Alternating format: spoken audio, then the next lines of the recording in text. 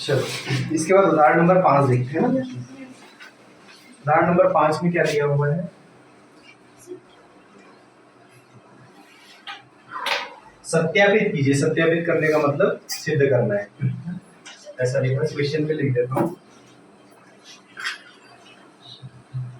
सत्यापित कीजिए कि 2 और 0 है ना, बहुपद x² माइनस 2x की 0 है, ये सत्यापित करना है ना। क्या कर सकते हैं बताओ, यहाँ पर सिद्ध करना है कि 2 और 0 किसके शून्य है भाई, x² माइनस 2 के। अच्छा कोई ये पूछे कि ये कौन सा बहुपद है, तो क्या बताओगे?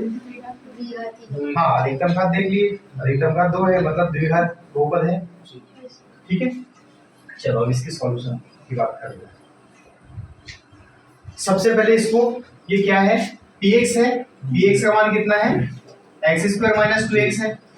अब सत्यापित करने का मतलब है कि सिद्ध करना है। अब सिद्ध करेंगे, इसका मतलब x का मान जब 2 रखेंगे तो 0 आना चाहिए, और x का मान यदि 0 रखेंगे तब भी 0 आना चाहिए, तभी तो सिद्ध होगा, है ना। तो यहाँ पर क्या करेंगे, x बराबर 2 रखने पर, देख सकते हैं ना ऐसा, रखने पर क्या हो जाएगा, p2 किसके बराबर हो जाएगा, x की जगह 2 इसका स्क्वायर माइनस 2 into 2, ठीक। कितना हो जाएगा ये, 2 का स्क्वायर 4 और माइनस 2 into 2 4 माइनस 4 0 होता है। देख लो भाई 0 आ गया कि नहीं? इसका मतलब ये प्रूफ हो गया कि जो 2 है ये x² माइनस 2x का शून्यक है। क्लियर हो गया। अब अगला देखते हैं, 0 को भी चेक कर लेते हैं। x बराबर 0 रखने पर कहां पर रखना है, इधर, ठीक है।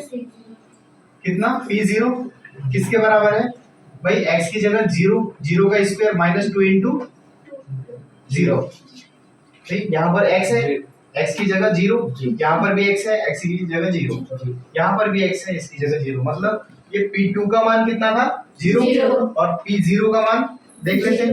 0 का स्क्वायर तो 0 होता है, माइनस 2 into 0 0 हो जाएगा, 0 माइनस 0 तो 0 ही आना। इसका मतलब ये है कि p2 का भी मान 0 है और p0 का भी मान 0 है, तो शून्य हुए कि नहीं, मान रखने पे शून्य आ गए।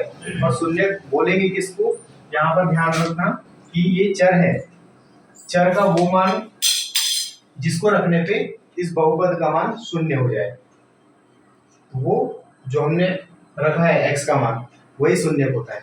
समझ में आया क्या, ठीक है। यहाँ पर p2 का मान कितना आ गया, 0 आ गया, और p0 का मान भी 0 आ गया। इसका मतलब ये जो 2 है और शून्य है, ये क्या है, शून्य है। किसके शून्य है, इस बहुपद के शून्य है। क्लियर हुआ क्या, चलो नोट कर लो इसको।